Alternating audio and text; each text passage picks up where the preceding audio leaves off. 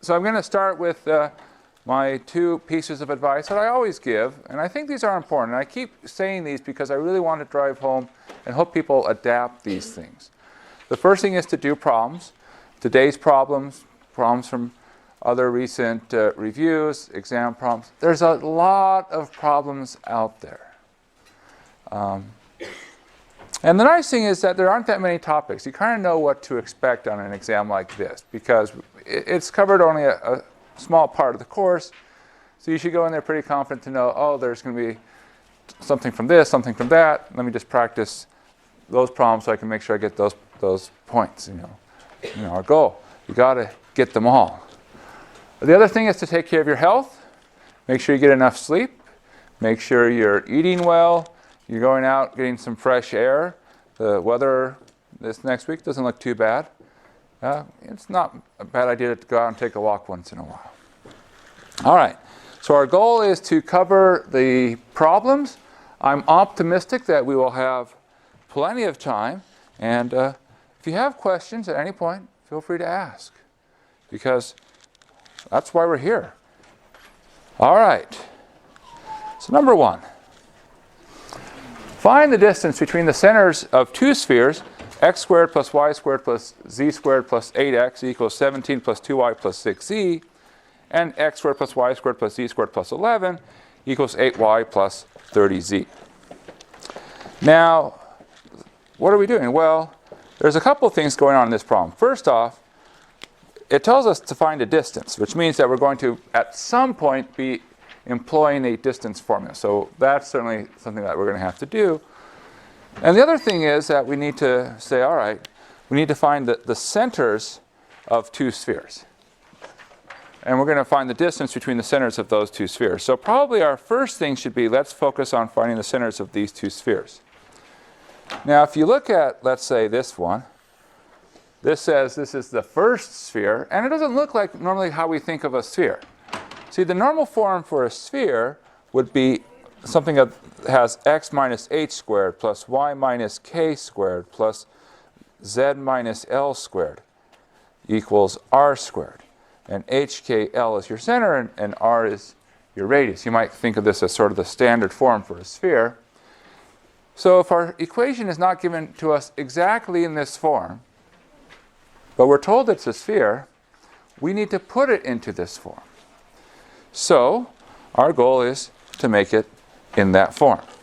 So the way we do it is we start collecting. Well, we say, let's put the x variables together. There's an x squared, and there's an 8x. All right, now let's do the y's. There's a y squared. There's a 2y on the other side. We'll bring it across. So that's minus 2y. There's a z squared. And let's see, there's a 6z. We'll bring that across. So minus 6z. And then we have a constant on the other side equals 17. Now the key here is we say, well, look, I want the x to be part of a square. In particular, x minus h squared. Right now it's not. It's x squared plus 8x. Somehow it feels incomplete. So what can we do? Yeah, we can complete the square. All right, good. So x squared plus 8x. What would I have to add to complete the square? 16. All right. Here, y squared minus 2y, what do I need to add? 1. Z squared minus 60, what do I have to add? 9. Now, for anyone wondering, how are they getting these numbers so fast? For example, z squared minus 60, you take the minus 6, which is the coefficient of z, divide by 2, which is minus 3, and you square it. Now, we've cheated. We've now added lots of little pieces in. Well, you can't just add a little piece on one side. You have to balance it out. There's lots of ways to do it. You can add and immediately subtract. I like to add on both sides. So we'll add a 16 on the other side, and we'll add a 1 on the other side, and we'll add a 9 on the other side.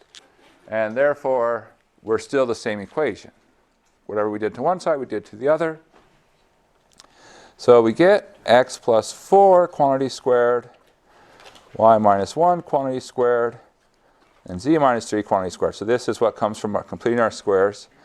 And 17 plus 16 is something plus 1 makes something that's 1 larger than what we just had, and add 9 more to that, and you put that all together, you get 43.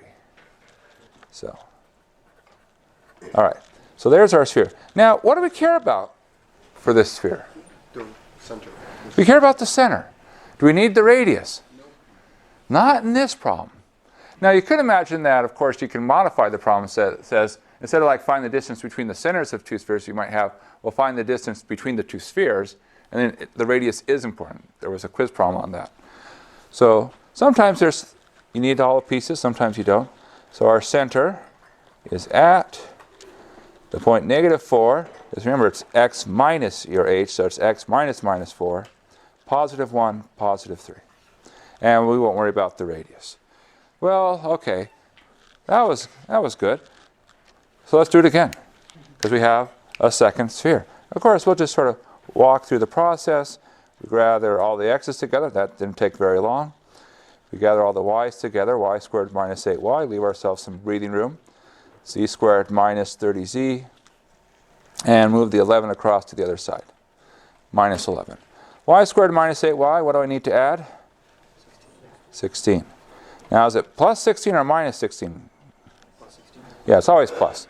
It doesn't matter, because you're squaring it. Z squared minus 30z, what do we need to add? Ah, that's good. I was wondering how many people were going to know that off the top of their heads. Now, you're probably wondering, where does that 225 come from? Well, 225 is 15 squared. And negative 30 divided by 2 is 15. Oh, it's negative 15.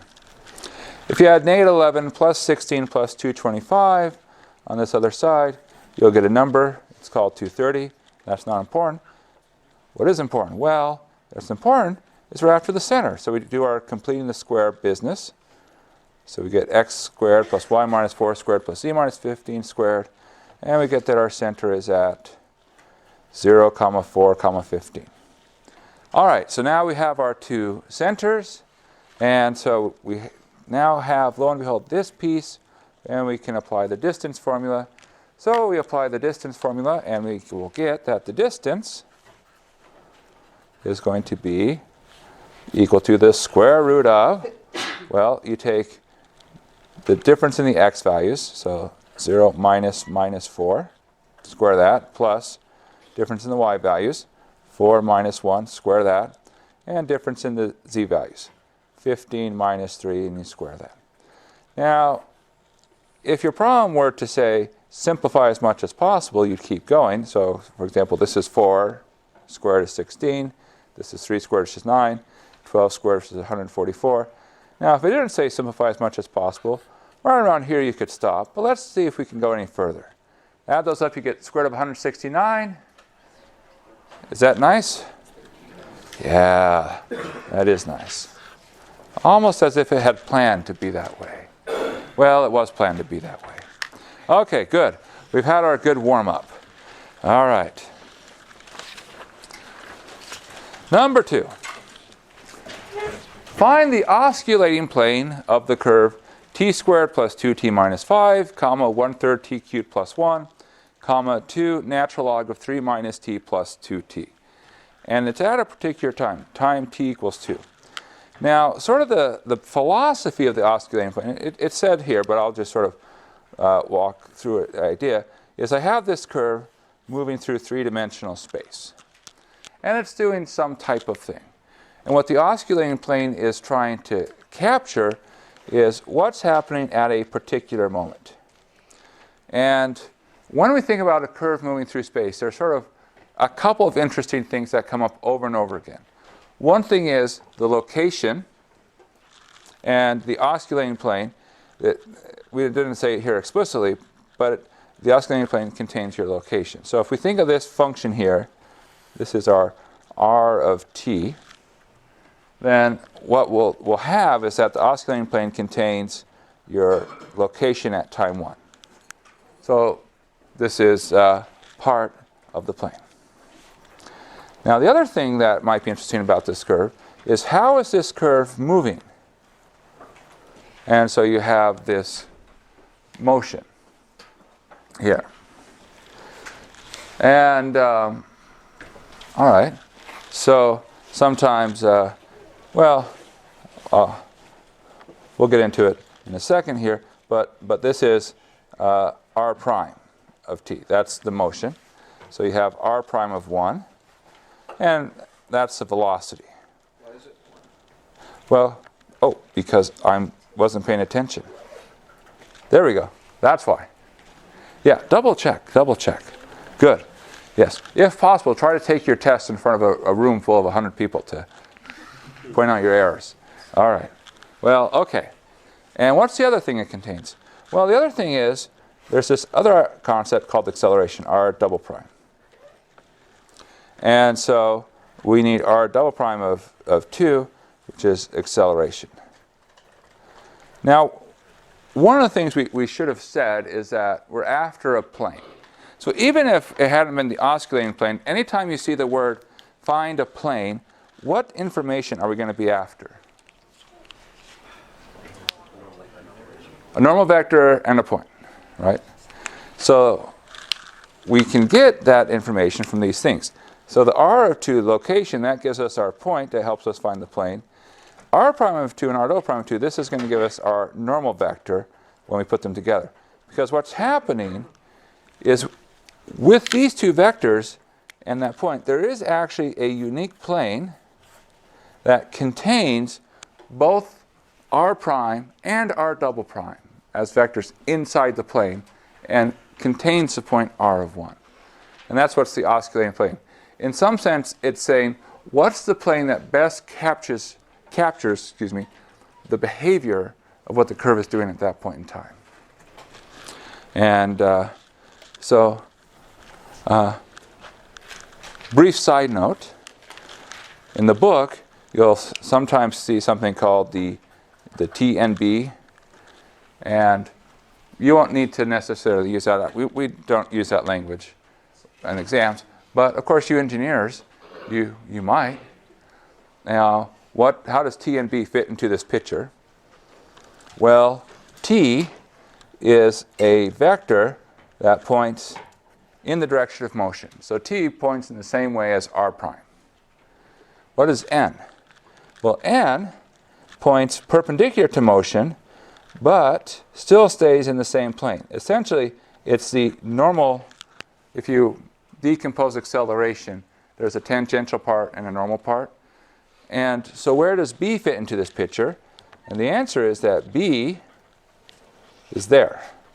So B is the normal vector for the osculating plane. So if you ever hear that T and B frame, the T is motion, T and N together. You can combine them in appropriate ways, and now you also capture acceleration, and B is the normal to the osculating plane. Since it is Valentine's Day this week, we should, of course, mention, do you remember what the word osculating means? Something like rhythmic, beating.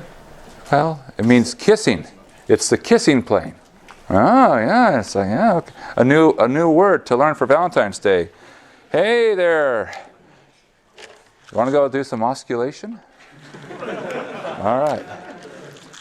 I don't recommend it to phrase it quite that way. All right.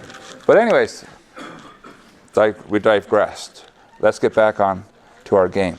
All right, so we have our r of t. Let's do our r prime. So nice thing about derivatives is you just take derivatives of individual entries. So derivative of t squared plus 2t minus 5, what would that be? 2t plus 2. 2t plus 2, 1/3 times t cubed plus 1. Derivative of that? 3t squared, and then times the third. T squared. 2 times natural log of 3 minus t plus 2t. Negative 2 over 3 minus t plus 2. Cool. R double prime. Derivative of 2t plus 2. 2. Derivative of t squared. 2t. All right. Derivative of negative 2 over 3 minus t. Sorry, what? 2 over 3 minus t squared. Ooh, close. Close. It's negative 2 over 3 minus t squared. Now, if you're wondering, wait, is it? Well, because there's going to be two negatives, right? Because it's 3 minus t to the negative 1 power, and then there's a chain rule, so there's another negative that comes through. So it's very, very negative. All right. All right, now we just have to put all our information in. So r of 2.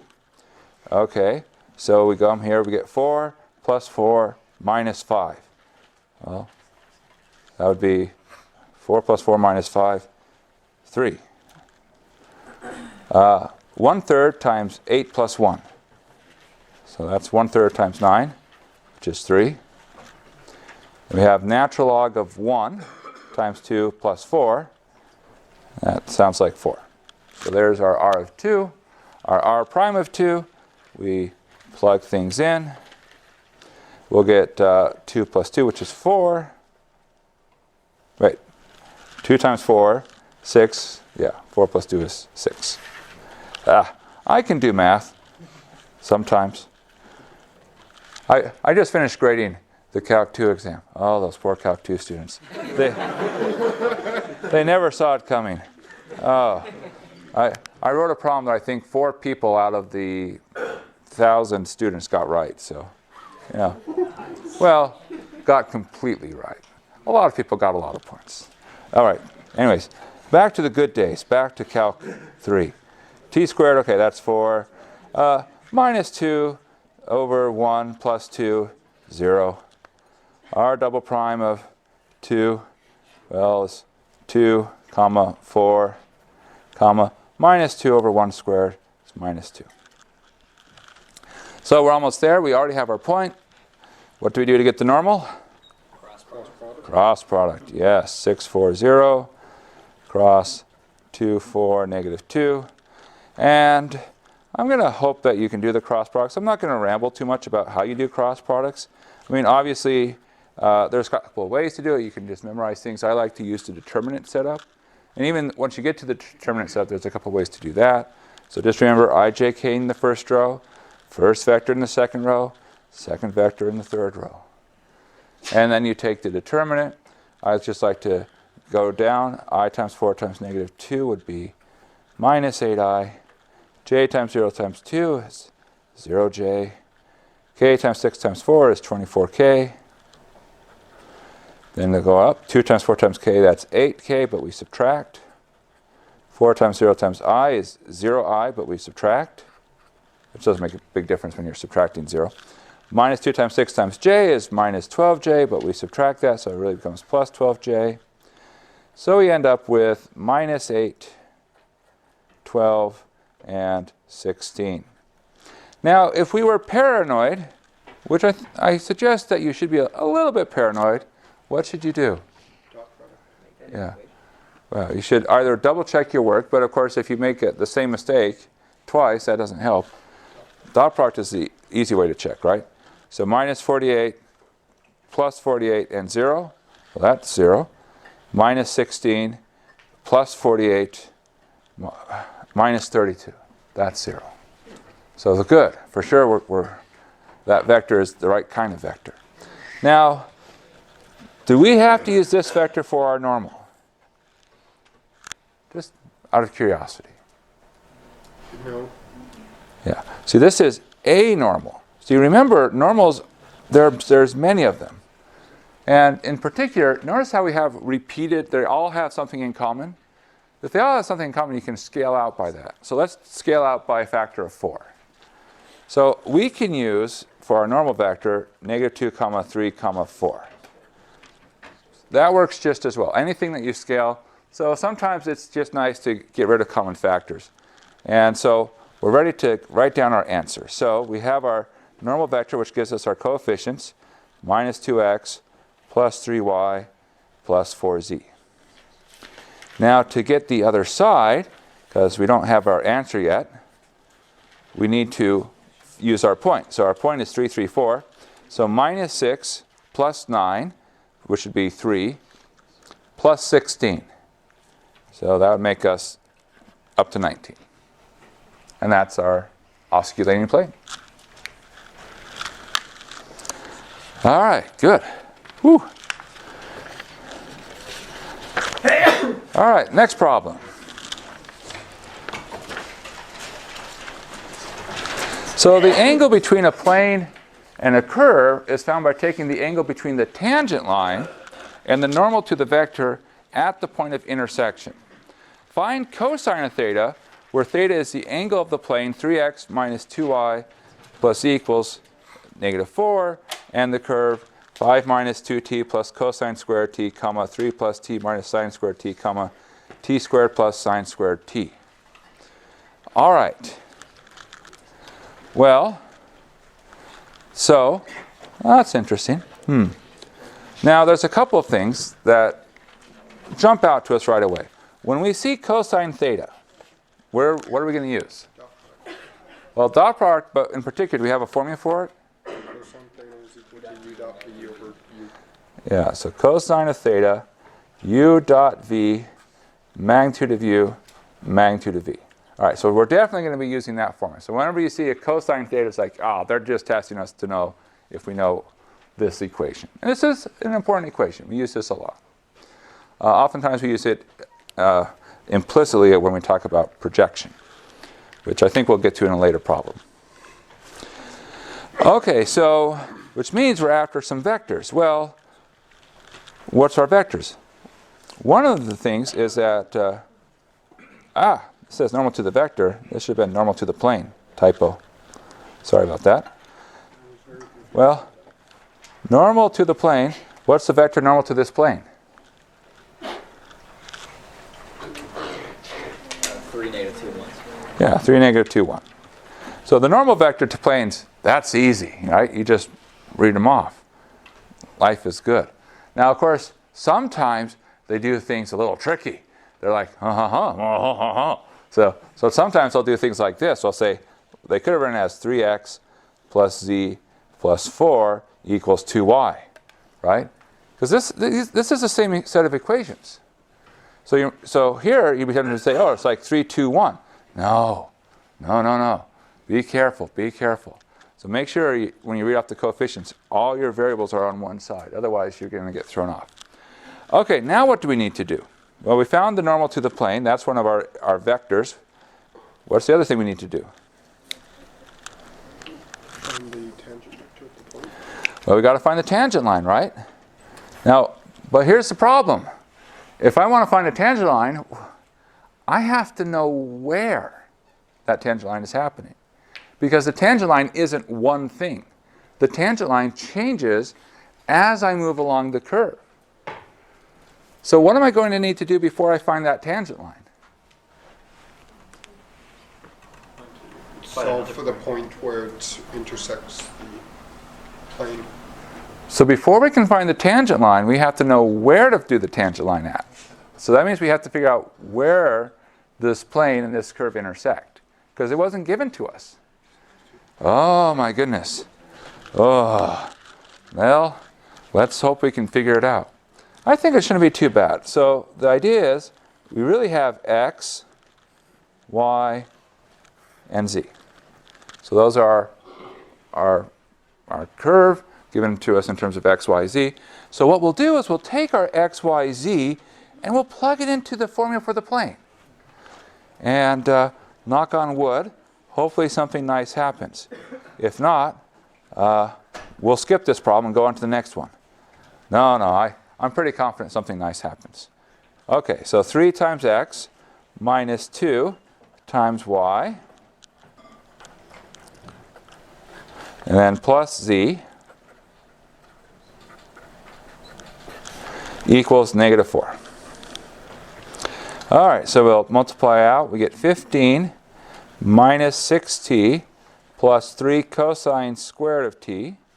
Then there's a minus 6 minus 2t plus 2 sine squared of t plus a t squared plus a sine squared of t equals -4. Can we do anything? Your sine squared and cosine squared with coefficient of 3 if you add them together. What? You're right. That does become 3 sine squared. And here we have 3 cosine squared. So if we put all those 3 pieces together, what do we get? Yeah. So secretly it was just a 3 written in a very complicated way. Okay. Well, it looks like that means we have a polynomial. So we have a t squared, and I think that's only t squared. What do we have for t? We have minus 6t, minus 8. and minus 2t, so that's minus 8t. And let's see, what do we have for our constants? We have 15 minus 6. Is it 16? Oh, you guys are faster than me. I was going to say that's 9. Plus 3 makes 12, and then bring the 4 across. That makes 16. I just took a bet it was going to complete the square. Or complete Oh, the vector. be careful. You'd be surprised that we're sometimes devious. No, we're not. No.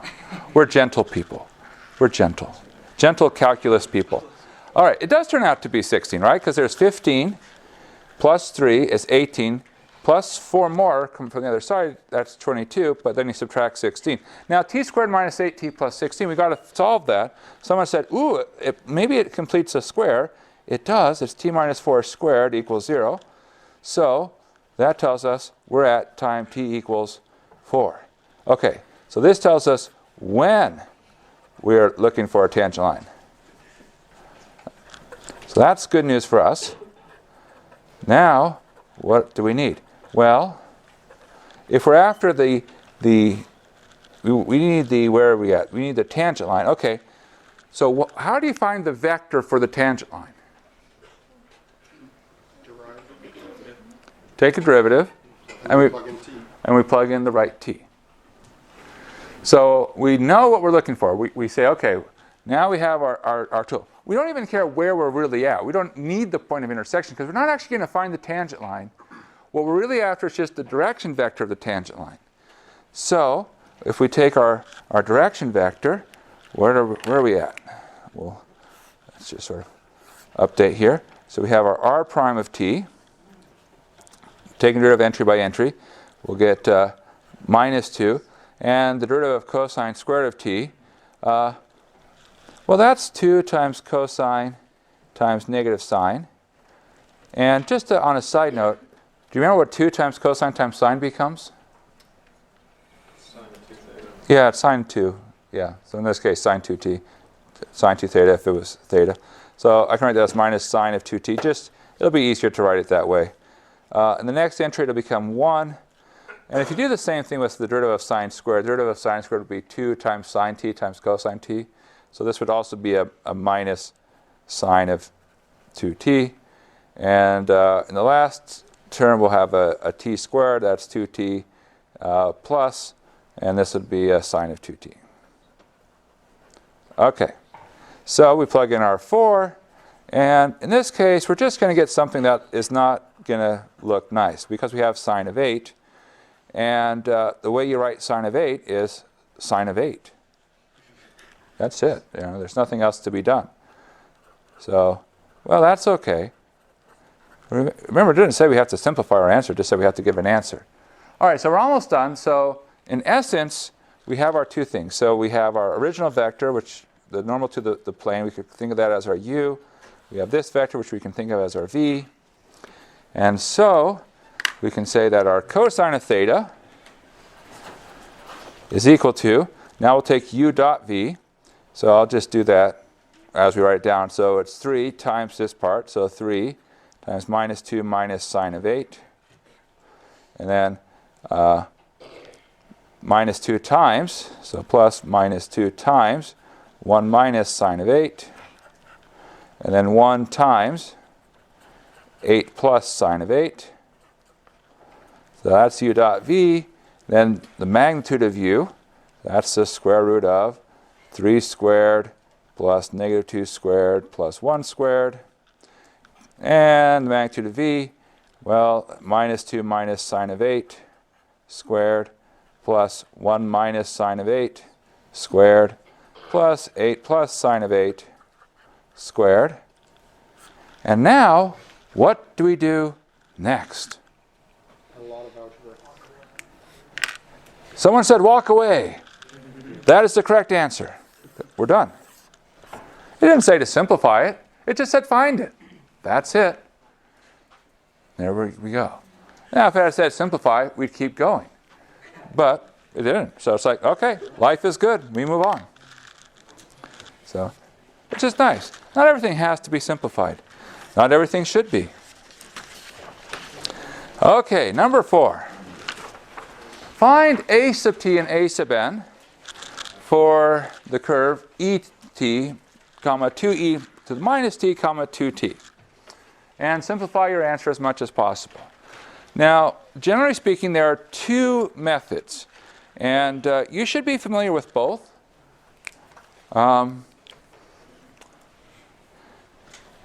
You only need to know one.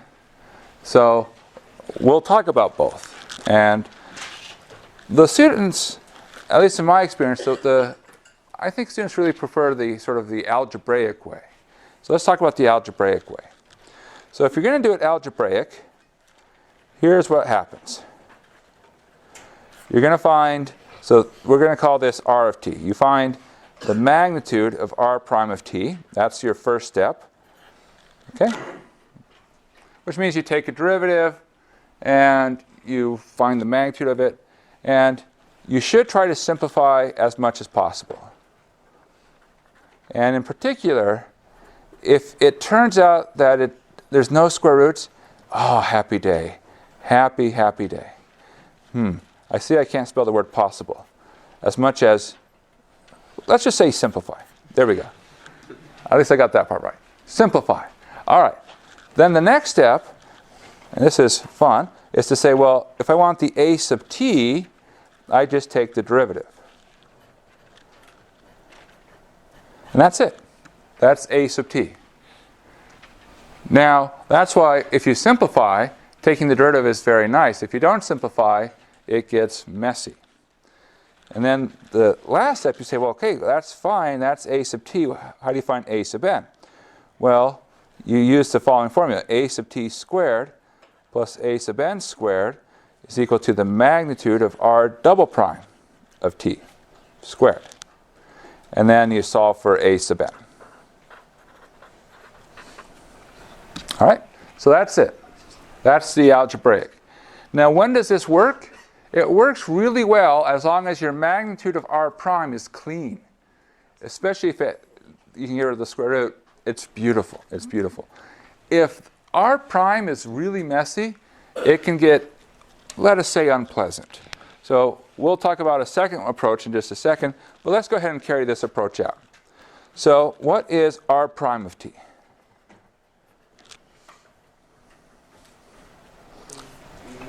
E to the t.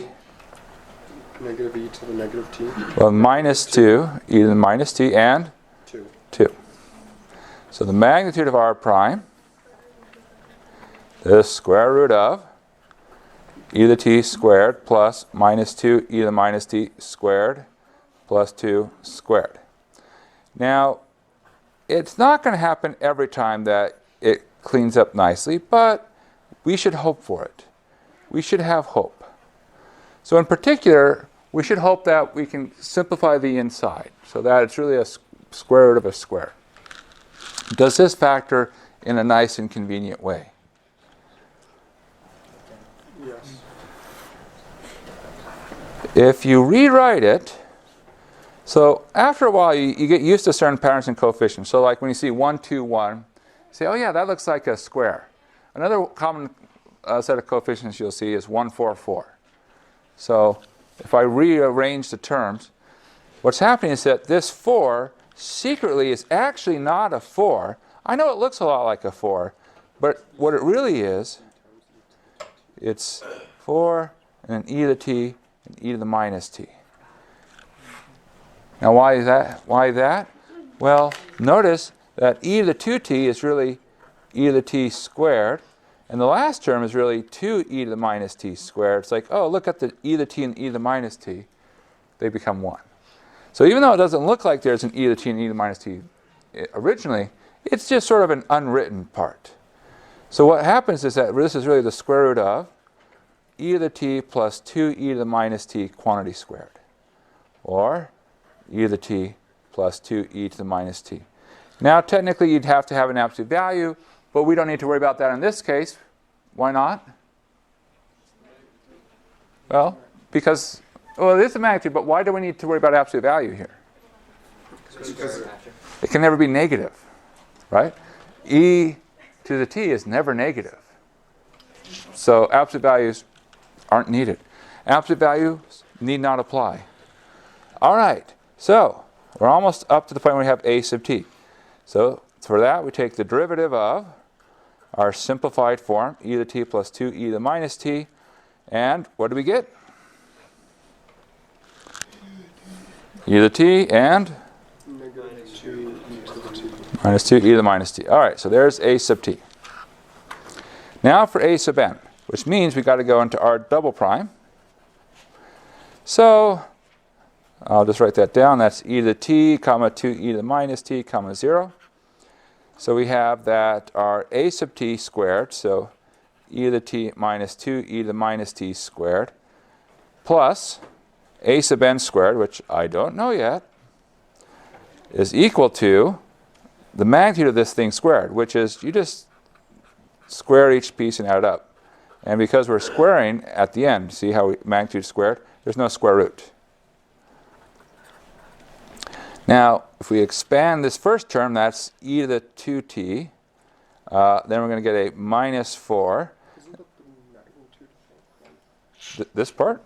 Yeah. It is the magnitude of r double prime. So e to the 2t minus 4, and then plus 4e to the minus 2t. Yes? And on the other side, we get e to the 2t plus 4e to the minus 2t.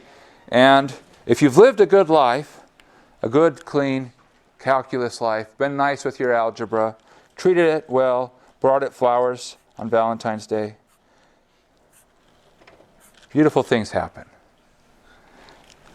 And lo and behold, we get to the point where we get a sub n squared is equal to 4. So what does that tell us about a sub n?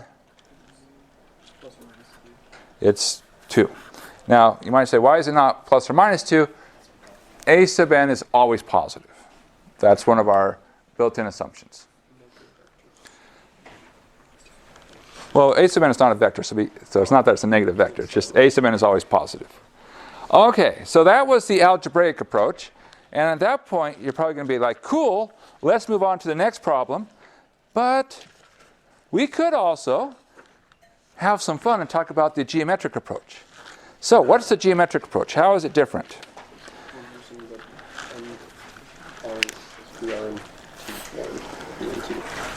So geometric, essentially what happens, and here sort of, I'll say it out loud, and then I'll write down the formulas, is we know the acceleration vector and we know the motion vector. So in other words, we know r double prime and we know r prime.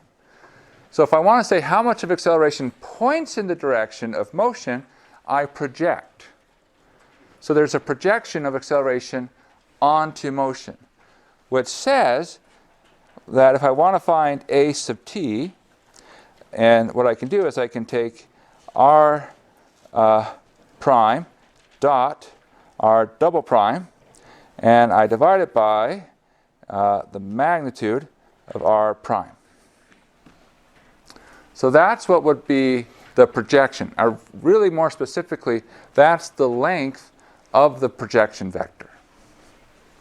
So oftentimes when we talk about the projection of one vector onto another, we talk about the vector. This is the length of that projection vector. Now, perpendicular to motion, it turns out what you can use is the cross product. So r prime cross r double prime divide by the magnitude of r prime. So the geometric approach says you need to do the following. Find r prime, find r double prime, find the magnitude of r prime, find the dot product, find the cross product, find the magnitude of the cross product, put it all together, and life is good. So let's check. All right? So I'll run through this one really quickly, and which means I'm probably going to make a mistake, but that's okay, because we have a way to check our answers. So we have our r prime. I should say r prime, e to the t, comma, minus 2e to the minus t, comma, 2. Right? Yeah, good. And we'll do our r double prime. And that's still e to the t, comma, 2e to the minus t, comma, 0. Our magnitude of r prime, that's still the same as before, so I'm going to skip the intermediate steps. So that's e to the t and plus 2e to the minus t. So what's left for us to do? Well, we need to find r prime dot r double prime. So take the dot product, e to the t times e to the t, that's e to the, well, I'll say e to the t squared. Then we have minus 2e to the minus t, 2e to the minus t, which is minus 4 e to the minus t squared. And so, well, okay, we'll hold off. Let's do the cross product, r prime cross r double prime.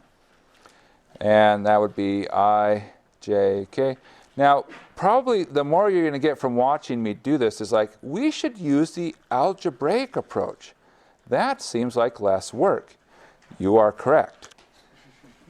About 95% of the time, the algebraic approach is better.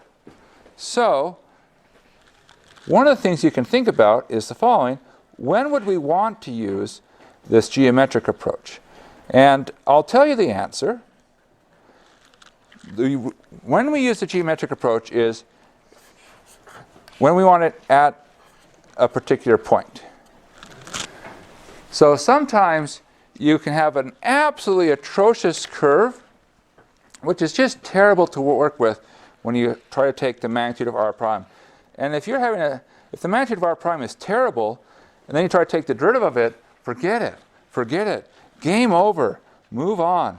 But when we're trying to find it at a particular point, see what we can do, and we're not doing it in this problem, but what we could do if we were doing a problem, is we could say, hey, an idea. Let's, instead of focusing on finding r prime dot r double prime, first you evaluate. So when you're finding something at a particular point, you can evaluate at that point, and then you can go through and do all these fun computations. Right? Because you're probably like, wow, this is fun, just watching all these computations go by. Okay, so I think that's right. If I was paranoid, I'd take the dot product and be like -4, -4, +8. That'd be -4, +4, 0. I'm like, oh, yeah, that is 0. Okay, so that's r prime cross r double prime. Take the magnitude of r prime cross r double prime.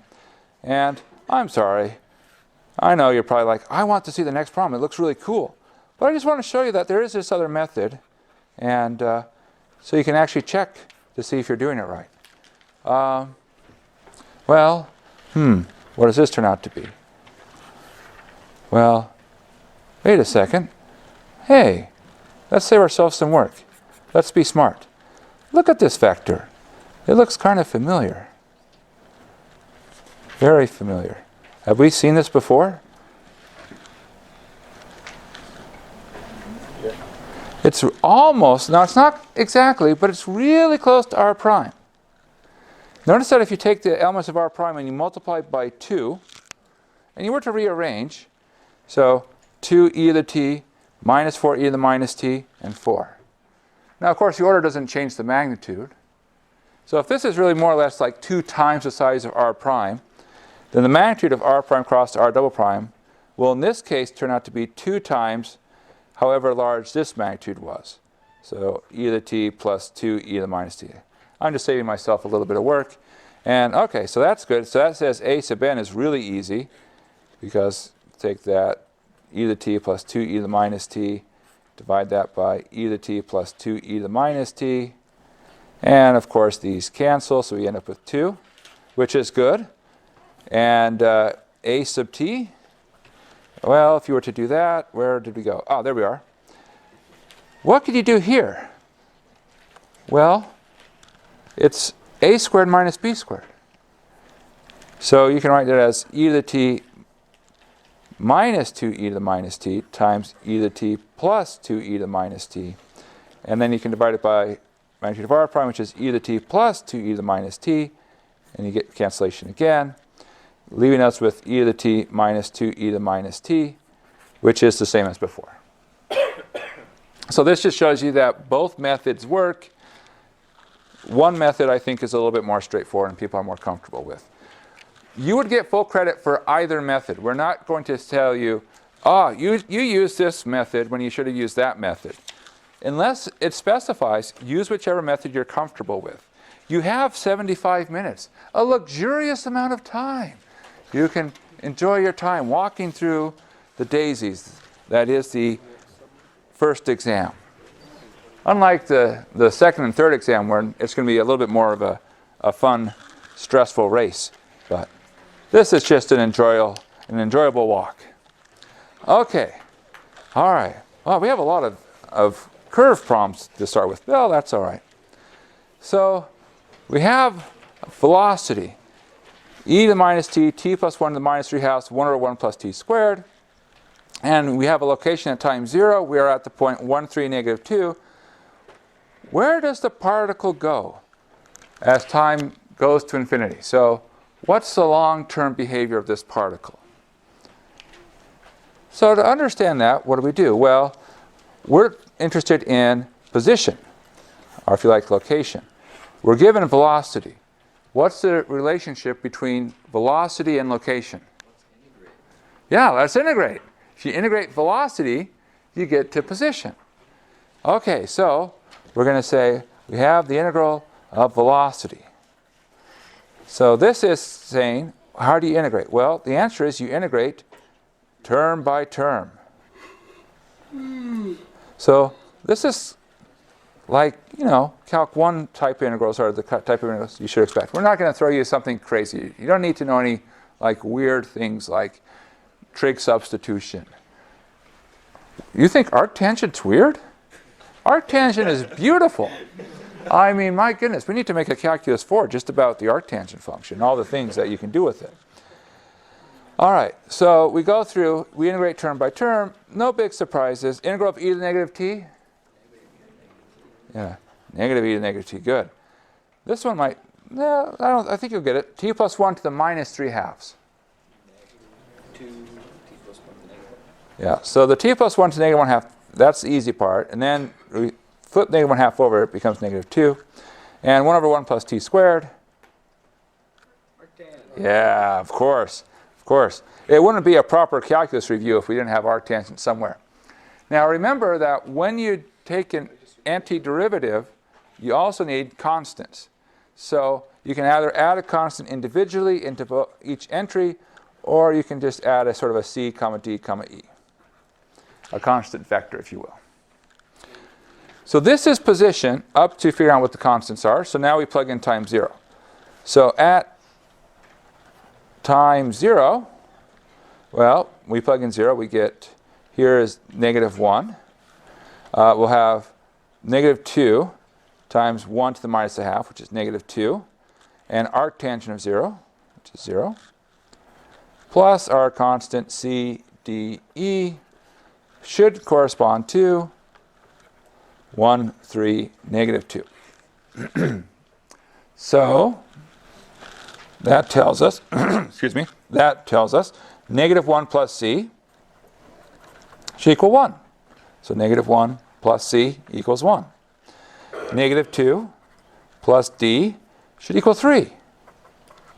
And 0 plus e should equal negative 2. Well, these are pretty straightforward to solve. C equals 2, d equals 5, e equals minus 2. So, in particular, we can now say that our position function, we'll call it r of t. We'll just put them together. We get minus e to the minus t plus 2, comma, minus 2 times t plus 1 to the minus 1 half plus 5, comma, and arctangent of t minus 2. Now, the question is, where is it going? Time goes to infinity. So what do we do next?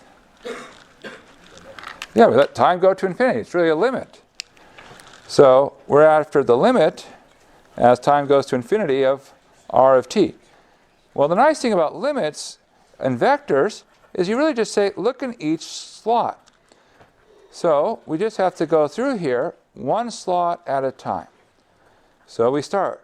What is the limit as time goes to infinity? What happens to the e to the minus t? 0. Goes to 0. So we end up with 2. How about this t plus 1 to the minus 1 half as t goes to infinity? 0. So ends up with 5. Arctangent. What happens to that as time goes to infinity? Pi over 2. goes to pi over 2. Because arctangent, since some people need a reminder about how beautiful the arctangent curve is, it has these horizontal asymptotes at pi halves and negative pi halves. And therefore, as time goes to infinity, we approach pi halves, and we have a minus 2, and that is where we go to. So that's the point our particle is drifting to as time heads off to infinity. All right, next problem. Number 6. Find the arc length of the curve 2e to the t, comma, 1/4 times 2t minus 1 e to the 2t, comma, 2 natural log of t, where time goes between 1 and 2. All right. Well, arc length is one of the fun ones. So there's a couple ways to do it. You can memorize the formula. One way to think about it is I can think about it as being really a distance. If I want to find distance, a way to find distance is I can integrate from a to b my speed. Because if I'm integrating my speed, the integral of speed is distance. Well, what does that translate into? Well, how do you find speed when we're talking about vectors? It's the magnitude of the velocity. So that's our formula. You integrate the magnitude of r prime. So the big challenge on these is basically whenever we have a magnitude of r prime, that means we have to have a square root. So the big challenge is how do you handle that square root? That's going to show up. There's only a couple ways you can handle square roots. And, well, let's actually get to our square root that we have to sort of scratch our heads over. So here we go. This is r. What is r prime? Well, the derivative of 2 times e to the t. 2 times e to the t. Not a surprise on that one. Okay. 1/4 times 2t minus 1 times e to the 2t. Well, that one might be a little bit more subtle. Okay, let's see what we get. So 1/4, and I'll times it by 2 times e to the 2t. So I'm doing product rule. Plus 1/4 times 2t minus 1 times the root of e to the 2t, which is 2e to the 2t. And we'll simplify that in a second. And root of 2 times natural log, well, that's 2 over t. Okay, so there's r prime. Let's clean it up a little bit. So we get what? We get 2e to the t, comma. What do we get here? We get 1/2 e to the 2t. Now here, if you look, we're actually going to get 2 times a fourth is a half. Then there's a minus. So there's a minus a half times e to the 2t. So those actually cancel out. Well, what's left? Well, what's left is t. E to the 2t. Well, that's kind of nice. And then comma 2 over t. All right. Well, so now we're up to the magnitude of r prime. So that's going to be the square root of 2e to the t. Ah, that's a terrible looking. 2e to the t squared plus t e to the 2t squared plus 2 over t squared, which is 4e to the 2t plus t squared e to the 4t plus 4 over t squared. Okay, so what do we need to do?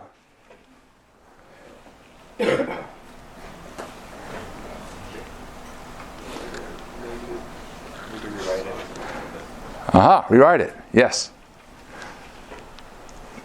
How do we rewrite it, though? Yeah, you see that the pattern 1, 4, 4? That's sort of a clue that when you see that those coefficients turn up 1, 4, 4, that's sort of a, oh, I bet you this factors in a nice way, some sort of completing the squared kind of setup. So let's suppose that this is one of our things. So I'll put it up front, t squared e to the 4t. Now the question, of course, becomes, what's going to happen? Now, when we write that, we can see that this is the same as t e to the 2t squared. Now the question is, which one of the two terms is going to be the middle term?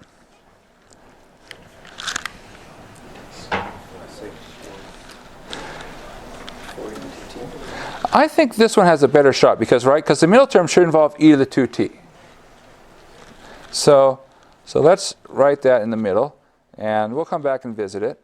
And so if we did that, the last term would be 4 over t squared. Now 4 over t squared, that's easy to spot what that should be. That would be 2 over t squared if that's the right place for it. So let's just see if this works. So we should have 2 times this first term, t e to the 2t, times this last term, 2 over t. Does that work? Well, the 2 and the 2 make 4. The t's cancel. It does work. It's just right. Wow. Amazing. Amazing. It's almost as if they planned it to be that way, because they planned it to be that way. Now, this is not the only way that you handle a square root. Other things that could happen is you might be able to make like a substitution. You might have some common factors that you can pull out of the square root. But basically, whenever you have a square root, you have to say, I have to deal with the square root. Don't just be like, well, I don't want the square root there, so I'll just erase it and life is good. It doesn't work that way. It would be nice if it did, but it doesn't. So be on your best algebra behavior. Only do things which are correct. All right, so we're looking good. So we see, lo and behold, that we take the square root of the square, we get t e to the 2t plus 2 over t. Okay, so we're almost done. We've done the hard part. So the hardest part about distance problems is getting to this point. The rest of it is just a nice walk. What do we do to finish up? Well, we're going to integrate 1 to 2, which comes from our 1 to 2. And we put in the magnitude of our r prime. T e to the 2t plus 2 over t dt. Now, at this point, you're probably going to object and say, but Steve, I thought we weren't supposed to know how to integrate things like t e to the 2t. But somebody is suggesting we may have already done it. Well, notice there's a t e to the 2t right there. It's a little bit faded on the screen, but you can imagine that it wasn't. That was the derivative of something. What was that the derivative of? 1/4 2t minus 1 e to the 2t. It was the derivative of our middle term. So, 1/4 2t minus 1. If you had done integration by parts, it would have gotten you to the same answer. Okay, so that's the first one. Derivative of 2 over t, you could say, hey, that's the derivative of 2 natural log t. But of course, I hope you just say, oh, hey, that's the derivative of 2 natural log t. That one probably shouldn't surprise you. All right, so there's our antiderivative. Evaluate now from 1 to 2. So we plug in 2. We'll get 1/4. 4 minus 1 is 3. E to the 2 times 3 is e to the 6. Plus 2, natural log of 2. Subtract, plug in 1. We'll get 1/4. 2 minus 1 is 1. Then we'll get e to the power e to the 2. Or is that why did I put a 6 here? That should have been a 4. Aha. Double check. That's because my handwriting is so bad. E to the 2, and 2 natural log of 1 is 0. And so that's our answer. 3/4 e to the 4th plus 2 natural log of 2 minus 1/4 e squared. All right, good. Good. Okay. Number 7. Convert the region 0 less than or equal to z less than or equal to r less than or equal to 1 from cylindrical coordinates into spherical coordinates. Now, the fact that it's cylindrical should pop out to you right away because you see a z and an r.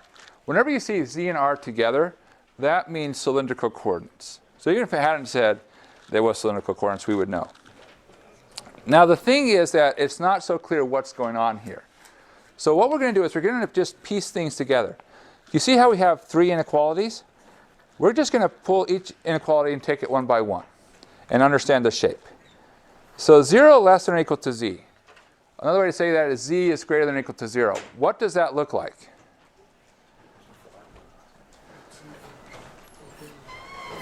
So if I'm in three-dimensional space, let's just start as what is z equals 0?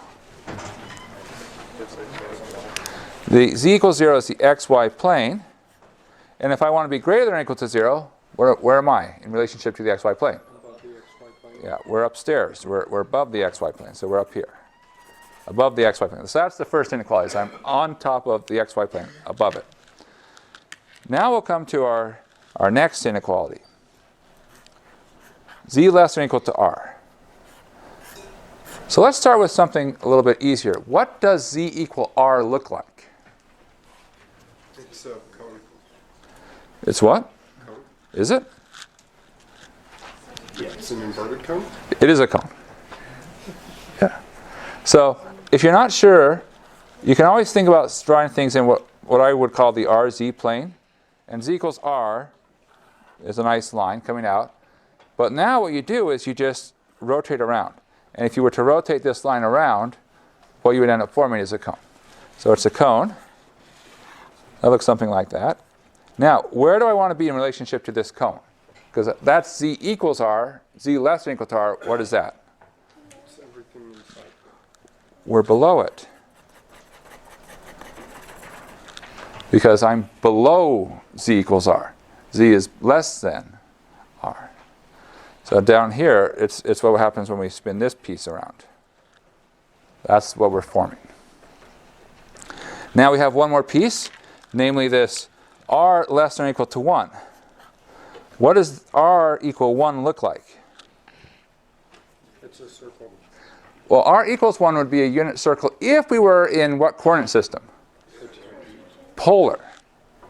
Polar. Because r is a polar. Cartesian is x and y. So r equals 1 is a circle. On the XY plane. We're in cylindrical coordinates. So what does r equal 1 become? Not a sphere. A cylinder. A cylinder. Cylindrical coordinates are nice for cylinders. So essentially what's happening is because you get the same thing happening up and down regardless of which z you choose. So it's a circle in the xy plane, but it's also a circle if you move it up or if you move it down. It's always a circle the same size. So what you're forming is you're forming a cylinder. Am I inside the cylinder or outside the cylinder? You're inside it, yeah. Okay, so that says those three inequalities say I want to be above the xy plane, I want to be below this cone, and I want to be inside this cylinder. If you put all these three shapes together, then you have a pretty good idea of what's happening. So we say, all right, so the base certainly we can think of as our circle in the xy plane. And we're going to stop at the xy plane because of our first relationship. And we're going to keep going up until we hit our cone. So there's our cone at the top. And our shape is basically everything that's inside of here. So it's like you took a cylinder, sort of chopped off the top and drilled a cone out of it. So this is our region. So this is our region. Okay. Now, what do we need to do? Well, the next thing for us to do is to figure out, let's describe this region in terms of spherical coordinates. So spherical coordinates, there's a couple of things. Spherical, it's a little different. So we've got to make sure we understand things. So what do we have? So, well, let's make some notes. So cylindrical, we have r, z. Spherical, oh, and theta. Spherical, we have rho, phi, and theta. Now, you should know how to convert between the different coordinate systems. And some of the problems that we've had in the past says, here's a formula in one coordinate system, convert it to another coordinate system. So, as a reminder, let's just walk through our formulas. And I guess we should also throw in, we call it rectangular, some people call it Cartesian, and that's x, y, z. So your formulas that you might need, and we can try them out on this problem. are the following. Well, we know r squared equals x squared plus y squared. This is polar, so if it says, hey, this feels really familiar, it should be. This is Calc 2 stuff. X equals r cosine theta, y equals r sine theta. Now, the other things you need to know, how about rho squared? What is that? X squared plus y squared plus z squared. X squared plus y squared plus z squared. Okay, how about z in terms of spherical coordinates? Square root of Rho cosine phi. How about r?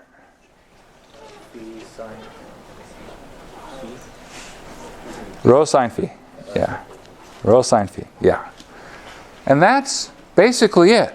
Now you might say, does that capture everything? And everything can be figured out once you have these. I will say there's some unwritten ones.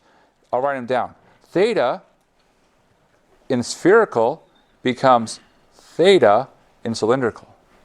Yeah, true story, true story. And z in rectangular becomes z in cylindrical. Yes. So that's one of the nice things, you know. Some things stay the same. Some things change. So can we just do the substitutions now? We could, but let's just do the picture first. Then we'll try the substitutions. All right. So picture first. Let's start with understanding. First off, notice how we spin all the way around. What does that say about theta? It's not bounded. 360, well, of course we're doing calculus, so what do we say? Not bounded. 0 to 2 pi. So there's theta. Now oftentimes when there's no restriction on theta, we'll suppress it and we say it's not needed. But we can go ahead and include it anyways. It doesn't hurt us. The next thing to do is to sort of figure out what's happening. So what I like to do in that situation is I like to come back to this sort of picture here. So I'm going to look at a slice. So I have r, I have z. I'm coming out here to r equals 1. In the slice, it's easy to figure out what's happening as far as phi goes. Now, pointing straight up, what does that correspond with? What angle for phi? That's phi equals 0. So phi measures how far off you come off the positive z-axis. If we are here, what's our choice for phi? Pi over 2. Now that corresponds with the whole xy plane. And if we go straight down, what our phi is pi. So phi only goes between 0 and pi. And once you have an angle, of course, for phi, you can swing it around. So that's why we say when you hit phi equals pi over 2, because you can swing it around, that swings out the whole xy plane. So now what we have to do is figure out, where does phi go from? Well, where's this angle? So because this is a nice line, z equals r, this is, you might say, is 45 degrees, but of course we're thinking calculus, this is a pi over 4. So that says I need to start at pi over 4, and where do I end? I end at pi over 2. So there's our range for phi. Now the last part is to think about rho. Now for rho, what you do is you start at the origin, because everything in spherical coordinates is origin based. How far do we come out from the origin? Where am I in relationship to the origin? So we come out until we hit the edge, and our edge is this line. So we're going out till we hit r equals 1. So r equals 1, that's where we stop. Now r equals 1 is not in our spherical coordinates. So how do we make it into spherical coordinates? Substitute. Why isn't it from phi from 0 to pi over 4? Are we inside the cone? Or? We are below the cone. So from 0 to pi over 4 would be if we were inside the cone, like above the cone. We're below the cone. So phi equals 0. So 0 to pi over 4 would be if we were in this part of the cone. So we know that positive of rho sine theta So r is equal to rho sine Or phi. Phi. phi. Someone said phi, phi or phi. You could even say pho or phum. I smell the blood of a calculus mon. All right. Anyways. Solve for rho. 1 over sine. Cosecant. So we start at 0 and we go until we hit cosecant. So that is the region described in terms of spherical coordinates. Now, could we have done straight up substitutions? Yeah, we could try it. Let's see what it would happen. I don't know if it's going to be as clear sometimes. I haven't tried it yet. I like to use the geometry. So if you replace z, what is z? Well, z is rho cosine phi. Well, rho, we always assume it's greater than or equal to 0. So that tells us that we need cosine of phi to be greater than or equal to 0, which tells us something about phi. If cosine phi is greater than or equal to 0, where can phi go between?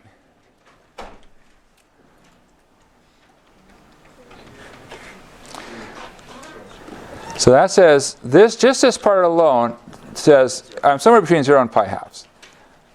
Now, I know that's not matches this, but remember, we've only used just the first inequality. I prefer this method here. So this is 0 less than or equal to z. We got that. If we said z is less than or equal to r, well, z becomes rho cosine phi is less than or equal to rho sine phi. Divide both sides by rho cosine phi, and you'd get that 1 is less than or equal to sine over cosine is tangent.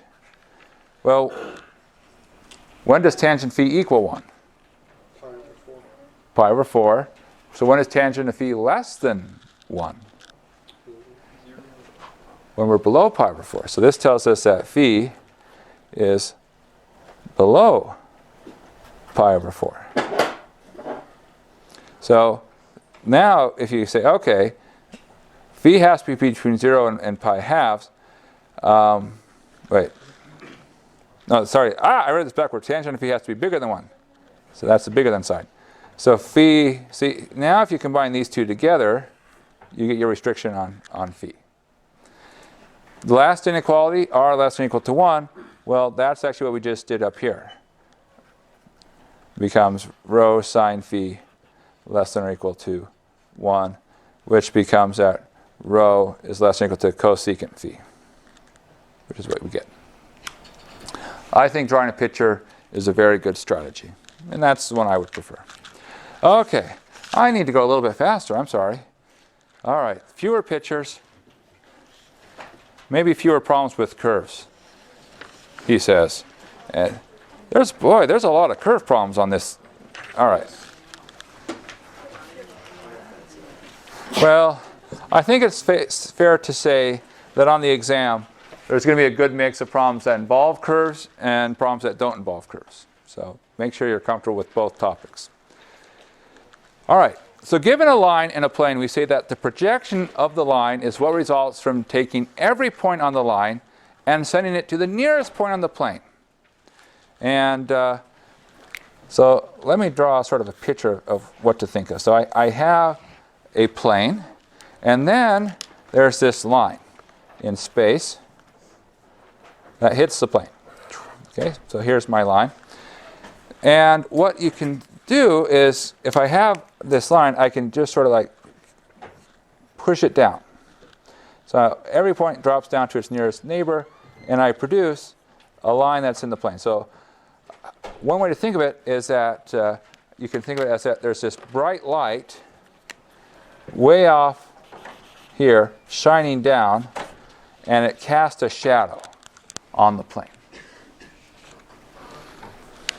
I know it's hard to see on the screen right now, but there is like this greenish hue shining from above. All right. So what's the problem? Well, the problem is, let's actually carry this out and do it. Find the projection of a line, negative 11 halves plus 5t, comma, negative 11 halves plus 3t, comma, minus t, onto the plane 2x plus 4y minus 6z equals 3. So, in other words, we're given the plane, we're given this purple line, we want to find the green line. Now there's a couple of ways to do this. In fact, there's oftentimes more than one way to do things. So we don't want you to be in the situation where it's like, oh, I'm forced to use such and such a method. Use whatever method you want as long as it's correct. So I'm going to just talk through a couple of ideas. Now, one idea, which you can do because we've had problems like it, is just pick any 2 points you want on this line. Doesn't matter where they are. And you can actually find the nearest point on the plane from that point. So you can find a point there. You can find that nearest point. Now you have 2 points. And once you have 2 points, you have a line. Life is good. But I'm not going to do it that way. So I want to do something a little bit different. Because I really want to embrace this notion of projection. So I'm going to do a slightly different way. So when we're thinking of finding a line, what things are we looking for? What 2 pieces of information? Point and direction. So we're going to figure out a point and a direction. Well, a good candidate is to find the intersection point. So for the point, let's look at where they intersect. Now, when you're looking for where does a line intersect a plane, you just remember that you have our x, y, and z, and you replace those expressions in for the x, y, z formula of the plane. So we get 2 times minus 11 halves plus 5t plus 4 times minus 11 halves plus 3t minus 6 times minus t equals 3. So this might feel familiar, like we've done something like this before, because we've done something like this before. So that's a good reason that it might feel familiar. So we just sort of clean things up. Let's see, we have 10 and 12 and 6. That makes 28. And see, that's minus 33. They're supposed to be nicer numbers than this. I wonder, Well, that's going to teach me to just randomly make up a problem, right? All right, minus 33, add 33 to both sides, 36. Am I doing this right? I was hoping you were going to say, no, you screwed up. Well, okay. It's going to be interesting. Now I have no idea what the answer is. All right, roll up our sleeves a little bit. Okay, good. So what does t turn out to be? 36 over 28. You can divide top and bottom by 4. 9 over 7. T equals 9/7. Okay, so that's our time. And, well, all right. So we have a point. I'll digress and come back to the point later. Okay. Okay, we're back to the point. So minus 11 halves, 5 times 9/7, that's 45/7, comma minus 11 halves, 3 times 9/7, that'll be 27/7, and then minus t is minus 9/7. Okay, so there's our point. All right, good. That's not the interesting part of this problem. Okay, now let's do the interesting part, the projection. So here's the thing. Let's actually use projection on this problem. So what are we going to do? Well, we have a direction vector for the line. What is the direction vector of the line? Sorry, what? Well, be careful. I asked for the line. So that's 5, 3, negative 1. 5, 3, negative 1. So that's the direction of the line. Now, 2, 4, negative 6, that's the normal to the plane. Now, these are pretty much the only 2 vectors that we have. So what we'll do is, let's actually project. And after we project, then we'll figure out what we've just found. Because, that's how we do things. We figure out, we do something, then we figure out what we just did. Okay, so I'm going to project, I'm going to call the direction of the line, I'll call that u, and this 2, 4, negative 6, I'll call that v.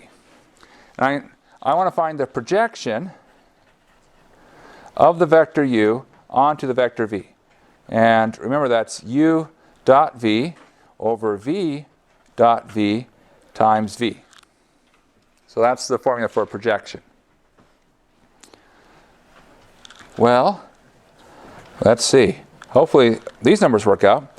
So u dot v, so the upstairs would be 5 times 2 is 10, 3 times 4 is 12, 1 times 6 is 6. It's actually negative 1 times negative 6, which is still 6. V dot v would be 2 times 2 is 4, 4 times 4 is 16, negative 6 times negative 6 is 36, and that's times 2, 4, minus 6. 10 plus 12 plus 6, 28. 4 plus 16 plus 36, 56. Oh, thank goodness, at least something was a nice number. All right. 28 over 56. It's a half. A half, 2, 4, negative 6. Which means we have found the vector 1, 2, negative 3. Now comes the interesting question.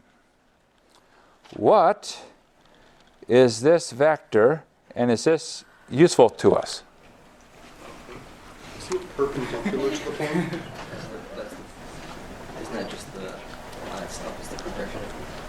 Well, it's a vector, so it's not the line, because a line is more than a vector. As someone has said, it's perpendicular to the plane. So what's happened is what we found this projection. So we've basically found how much of u is not in the plane. We wanted to find the opposite. We wanted to say how much of u is in the plane. That would be that. So if I want to know how much of u is in the plane, what can I do? What do you mean by? Like, it looks like it makes a triangle up there. So It does make a triangle. So you just slide it over. Then it's down. Okay. So, but how do I get from the picture? How do I find the? See, this is the vector I'm after. This is the vector in the plane. How do I find it? Well, you have two other vectors that make up parts of the triangle. Right. I have the two other vectors. So what can I do? So, recapping where we're at. This vector on the side is 1, 2, negative 3. This vector on, you might call it a hypotenuse. I always have to be careful when I draw these lines because some people are like, where's that weird vector that turns coming from? That's an arrow pointing to it, not a vector. That was what? That was the 5, 3, negative 1. How do you find this last side? Another way to think about it is the following way. We have this vector 5, 3, negative 1, and this is our vector u. Then what we have is this piece here, which I'm calling 1, 2, negative 3, and this is the part of u which is parallel to v. All right? Then there's this other piece, which is the part of u that we want. And this is the part of u which is perpendicular to v. How do you find that? Dot product. We don't need the dot product. We don't need the cross product. We need to subtract. Right? This is the vector we have. It's a vector, two things added together. We know one of them. Subtract that from the other side. So, what should the first entry be? For instance, 5 is 1 plus what?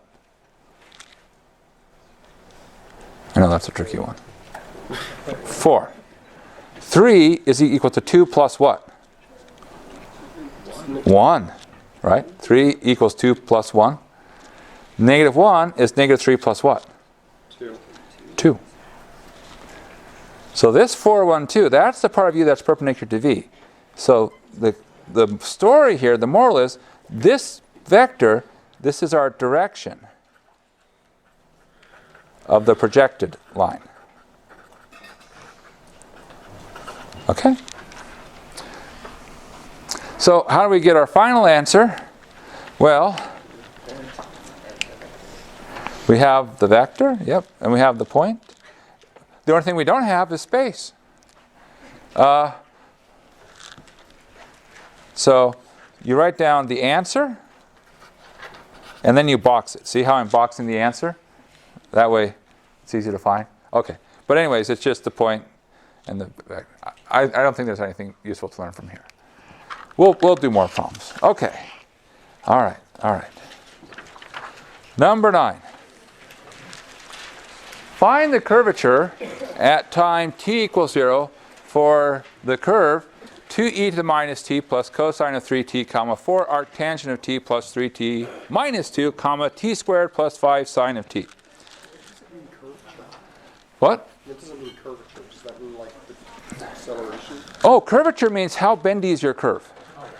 Yeah. So it's like, so what is curvature? 0 curvature means you don't bend. So it's the Low curvature means you only bend a little bit. High curvature means you bend a lot. So that's, curvature is trying to measure that. Is your curve turning a lot, or a little, or not at all? so in other words, it's the Now, the good news, you'll learn about this on Monday. The bad news, it might be on the test on Thursday. But it's actually really quite simple. There's just a formula. And here's the formula. So curvature is denoted with a kappa, because you can imagine spelling the word curvature with a K. Curvature, right? So it's kappa. Okay. So anyways, the way you find it is you take the magnitude of r prime cross r double prime, and you divide it by the magnitude of r prime. Now if I stop there, what would it look like? It looks like our a sub n, right? So we got to make it a little bit different, so you put a 3. And that's it. That's curvature. So basically it's your a sub n formula, but with a 3. Good times. Now, this problem looks unpleasant. But we have an advantage. Notice, we don't want curvature as a function of t. What do we want? T0, so we can just Curvature at time 0. So curvature at time 0 says take the magnitude of r prime is 0 cross r double prime is 0 and divide it by the magnitude of r prime is 0 cubed. Which means you don't have to do crazy computations involving t. You have to do a little bit, but not too much. Just the right amount. So we start by finding r prime and r double prime. So what is r prime? Well, minus 2 e to the minus t, negative sine Negative 3, negative 3, negative 3 sine 3t, good. 4 over 1 plus t squared 4 over 1 plus t squared plus 3. plus 3. That's that. And 2t, minus 5 cosine t. 2t minus 5 cosine t. All right. R double prime of t. All right, I'll just do that really quickly. 2e to the minus t. Then it'll be minus 9 cosine of 3t. And here, the root of 3 is 0. So 2 and plus 5 sine of t. All right, I guess we actually do have to find that, don't we? All right, the root of 4 over 1 plus t squared will be minus 8t, over 1 plus t squared squared. You think of this as 1 plus t squared to the minus 1 power. Minus 1 comes down, 1 plus t squared to the minus 2. But then you have to multiply by the derivative of the inside, which is 2t. So that's where the minus 8t comes from. Okay. Sorry for the bad handwriting. Now, we plug in 0. R prime is 0. See, look, we don't want to take cross product of these two things. And we don't have to. R prime is 0. Well, minus 2 0, right? So minus 2. Next entry will be 4 plus 3, 7. Next entry, 0 minus 5. All right, our double prime is 0. Well, 2 minus 9, minus 7, minus 8, divided by 1 squared, minus 8. 2 plus 0, 2. And that's it. All right. So now we'll just do the cross product. Yeah, wouldn't it be 0 in the middle there? It would be 0. Yes. Wow. Good to double check. Good to double check. Thank you.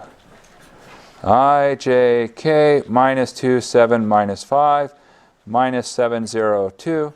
And what do we get? We get 14I, 35J, 0K, that's a 35.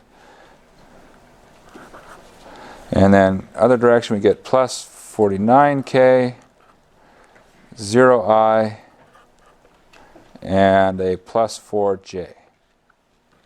Wow, that's some big numbers there. All right, so we end up with 14, 39, 49. All right, and how do we finish? Well, we now just say magnitude of r prime cross r double prime, or the magnitude of r prime cubed. Well, square root of 14 squared plus 39 squared plus 49 squared, divide by the square root of, and then r prime negative 2 squared plus 7 squared plus negative 5 squared. And then we make sure to cube it. And our next step, Is to leave it. yeah, I think that's a safe thing to do here. Circle our answer, move on, knowing that we know how to do the problem. Okay, so that's curvature. It's a lot like a sub n. And this is an example of why, I mentioned this before. It might be the case that if you're looking at, say, decomposition of acceleration at a particular time, it's nice to evaluate and then use the geometric approach. All right, number 10. Find the area of a triangle with vertices at 0, 3, 1, 1, 1, 3, and negative 2, 5, 2. So I'm in three-dimensional space, and I have these 3 points, 0, 3, 1. Over here is the point 1, 1, 3. And down here is the point minus 2, 5, 2. And between these 3 points, we can make a triangle. Now, you might be wondering, how am I able to draw those points so quickly? And the answer is, I'm completely guessing. I'm not worried about whether or not I'm right. I'm just worried about, I need intuition. And a picture, even if it's not perfect, can give me some good intuition. All right, so we're after our triangle here. Our Doritos sitting in three-dimensional space. So, what can we do? Well, this says area. What have we done that involves area? Parallelograms, right? How do we find areas of parallelograms? What? Is there anything that comes across your mind? Cross product. Cross product. Cross product is area. So if you see anything on the exam that says area, the only thing that we've talked about as far as area goes is cross product. So what's the rule? Well, the rule is if you have 2 vectors together, if you U cross V, what you'll find is the area of the parallelogram. So the magnitude of U cross V, because U cross V itself is not a number. Area is a number. So the magnitude is equal to the area. Okay? Now that's a parallelogram. What do we do to get a triangle? Divide by 2. We cut our parallelogram in half. And therefore, when you have a triangle, so the triangle, area of a triangle, is going to be 1/2 the magnitude of the cross product. Now we come over here and say, all right, which two of these are the right vectors? Mwahaha. It's a trick question. How many vectors do we have right now? 0. 0 vectors. What do we have? 3 points. 3 points. Aha. So we need to create some vectors. That's all right. We have the technology. You pick a corner, any corner. Here's a corner. And we're going to make vectors coming out of that corner. So what's the vector that goes from 0, 3, 1 to 1, 1, 3? Well, just look at the difference. 0 to 1 is 1. 3 to 1, minus 2. 1 to 3, plus 2. 0, 3, 1 to minus 2, 5, 2. Well, let's see. 0 to minus 2, I went down by 2. 3 to 5, I went up by 2. 1 to 2 was by 1. Now, it doesn't matter which corner you pick. Just pick a corner. So, these are my 2 vectors to pick. And there are multiple choices here, but we'll always get the same answer at the end. So we take our 1, minus 2, 2, cross our minus 2, 2, 1.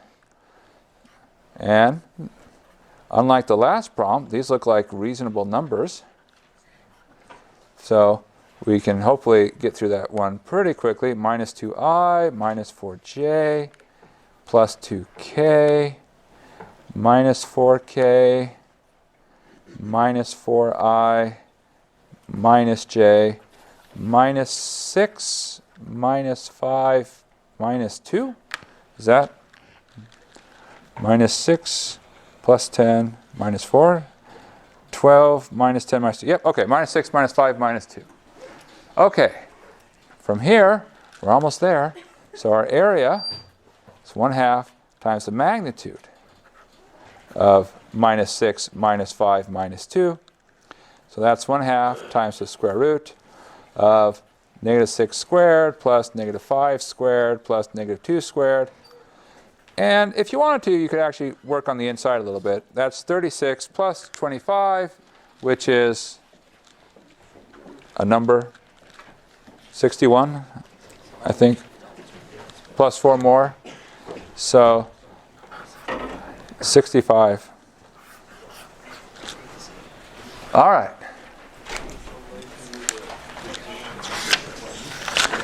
Cool. You're in the home stretch. Number 11.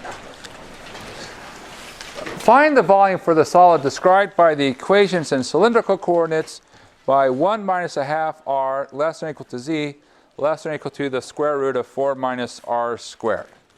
So this is just sort of saying, can we understand what things look like in various coordinate systems? Now, sometimes it's convenient to switch to other coordinate systems. Sometimes it's easy just sort of to stay in a coordinate system. Whenever you see r and z, notice what's not listed here. What don't we see? X and Y.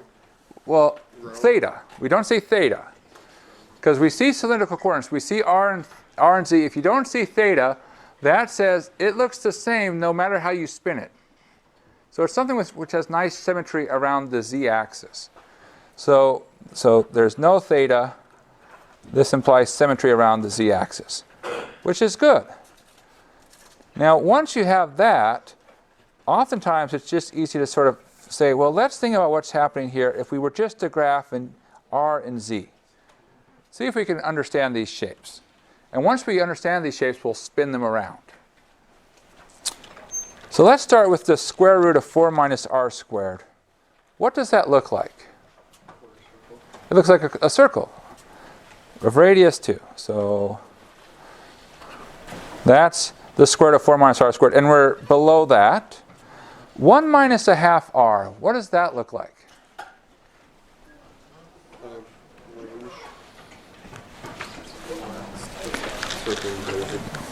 Well, so z equals 1 minus 1/2 r. Z equals 1. See, it'd be like a line in the r and z.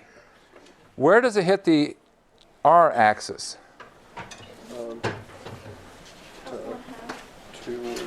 So you want, when does 1 minus 1/2 r equal 0? at 2. So it actually hits there. So what we see is we have this sort of piece right here. Okay, now that's just an R and Z. What comes next? We spin it. Now when you spin, what happens to the circle? What do you spin out? What's the shape of the circle? It becomes what? A half sphere. It becomes top half of a sphere. Right? And then you What does this become? It's a cone. Yes, it's a cone. And it's a cone. See up here, this is at 2. And then it just goes down. So what you formed is you formed this sort of a sphere, but then you've drilled out a shallow cone. All right. So we're after the volume of this shape. So this shape, which corresponds to a half a sphere with a little bit of a cone drilled out.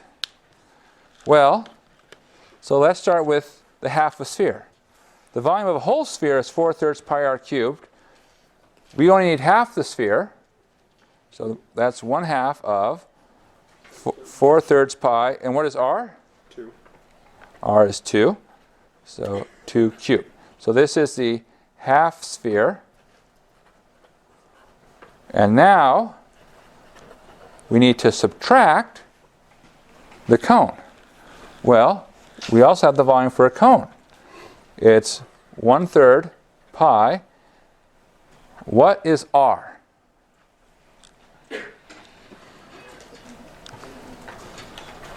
So r is the bottom of it. It's a circle at the bottom. So it'd be 2. So 2 squared. And what is h? H is 1. So that's the volume of the cone. And if you clean this up, you can do it a little bit here. 2 cubed is 8. Divided by 2 is 4. There's another 4, so that's 16 pi over 3. Minus over here, you have 1/3 pi times 8, so that's 8 pi over 3, which gives us 4 pi. 4 pi over 3. Thank you. Which gives us 12 pi over 3. And there's our answer. There's our volume. All right. All right. It looks like we might go on a few minutes over, but I apologize. I'll do my best. I'll do my best. There's some good ones left, though. Okay.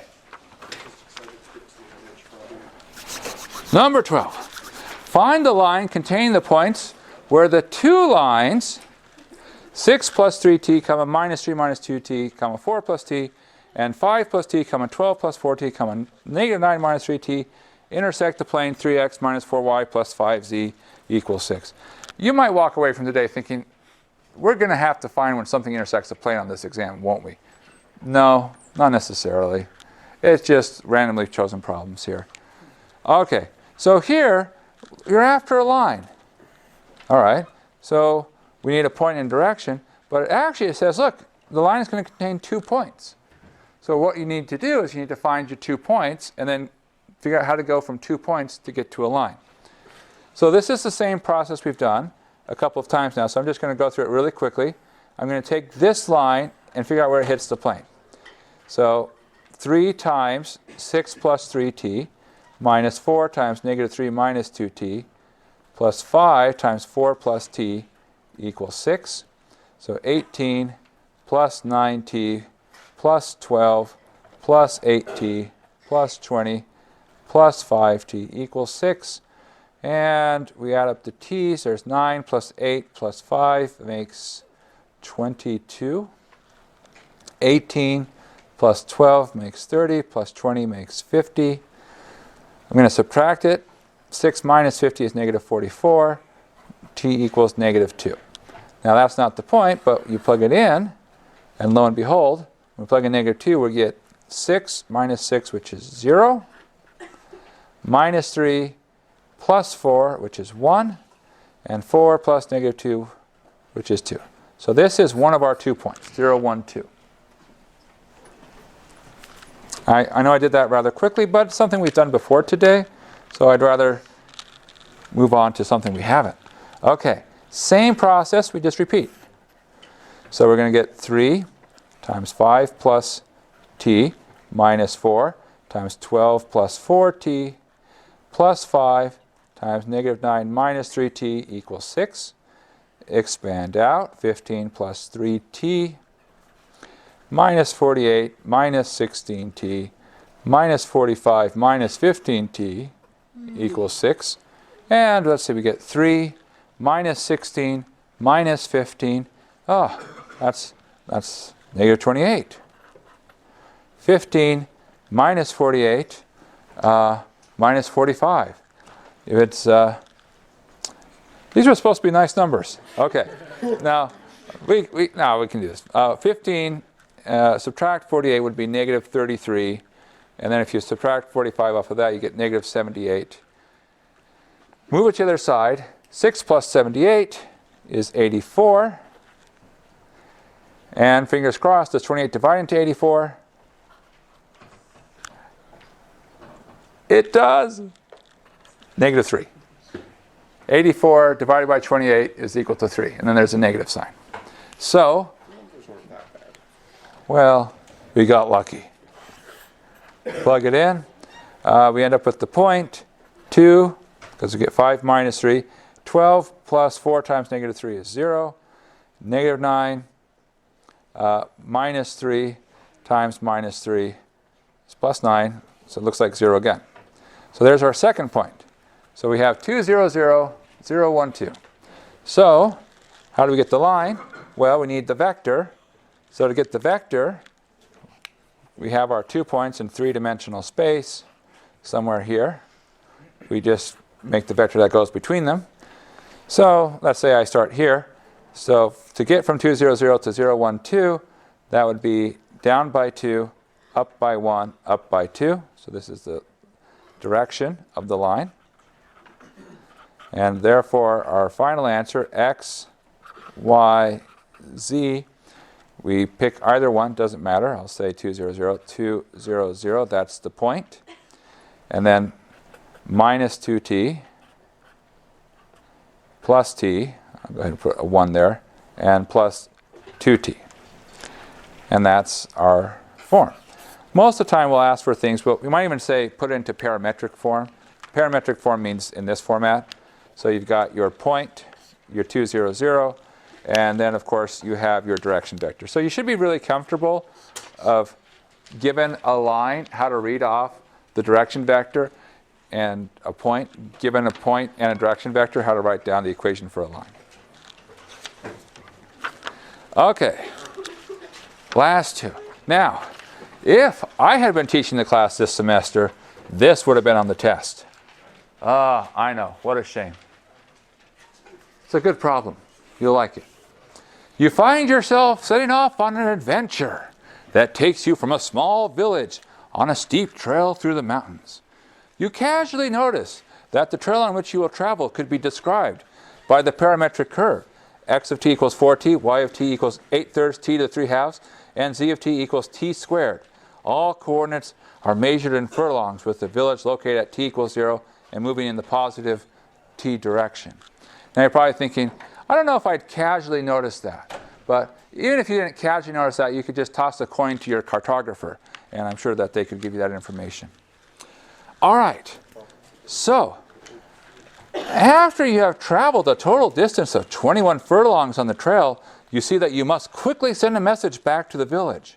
You have a falcon with you that has been trained to carry messages directly from wherever the current location is back to the village.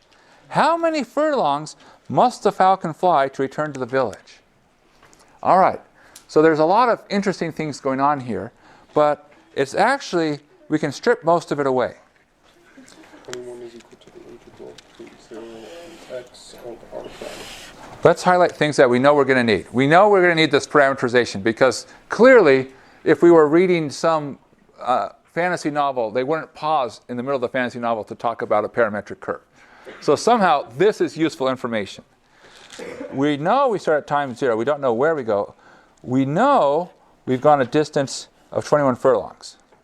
on the curve. And it even uses the word directly. And of course we have to find how many furlongs to return. So let's think about what we're after. Our final answer, what's our final answer going to be? Unit, a distance. It's going to be a distance, because we're asking the question, how far does the falcon have to go? So our answer needs to be a distance. So that's not so bad. So what we could think of is we could think of ourselves embarking. We start at some place, wherever. It turns out that if you plug in times 0, you get 0, 0, 0. So we're starting here, and we're traveling somehow at some point. And then we're going to release the falcon. And the falcon is going to fly directly back. So what we're after is we're after that distance, the straight distance. We know that the distance, if we were to follow the trail back, is 21. We want to know the straight line distance back. Okay. The good news is we know where the village is. The village is at time 0. It's where we started. It's at 0, 0, 0. So we'll be done with the hard stuff if we can figure out where we are when we have to release the falcon.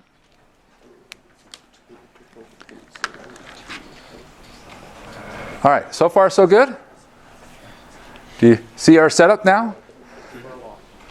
Furlongs? You want to know what a furlong is? It's a unit of distance. Yeah. I needed to make something because I thought about kilometers, but then if I made it kilometers, it turns out you'd be going above the height of Mount Everest. I thought that was a little unrealistic.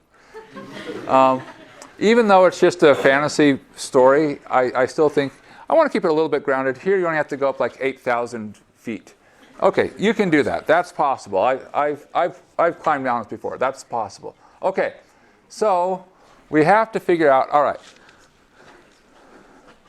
we need to figure out where we've been, how far, or rather, sorry, where we're at when we've traveled the distance of 21. So this is really the key here. This is what we would call a cumulative distance problem. Because instead of finding a distance, we're given a distance, and we're sort of asked to say, where are we when we've traveled a certain distance? Okay, so here's the basic setup. We're going to start at time 0, and we're going to go to some unknown time. I'm going to call that time b, of our magnitude of r prime of t, and that needs to equal 21. So essentially what I'm looking for is I'm looking for at what time did I stop? If I know what time I stopped, I know what location I stopped. And then I'm good to go. We're done. So we say, all right, so this is really the integral from 0 up to b of r prime means the square root, and we just take our terms. X prime will be what? 4. 4. Yeah, so 4 squared. Y prime will be? 4 root 2. Yeah, so 8/3, the 3/2 comes down. 4 T root 2. square root of t squared. And then z, well, 2t squared. dt. 2t plus 4. Now, we, fingers crossed, something nice will happen. We get 16 plus, here we get 16t plus, here we get 4t squared. Now, to help us see it a little better, let's go ahead and pull out a 4, because that's common, and then we'll write it from highest degree to lowest degree. T squared plus 4t plus 4. Now, does that factor in a suspiciously nice way? Yes. It does. Yeah, t plus 2, right? So, and then we also, of course, have this 4, which is really like 2 squared, then t plus 2 squared dt, which means that we're going to integrate. When we take rid of the square root, it's 2t plus 4. That's a very nice road. All right, integral of 2t plus 4.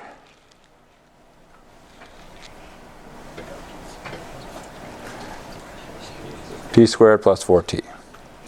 Evaluate 0 to b is b squared plus 4b. And remember, if you run this all the way back, very patiently, you get back to 21. So that equals 21. So, b squared plus 4b minus 21 equals 0. Now what? Solve for B. Solve for b.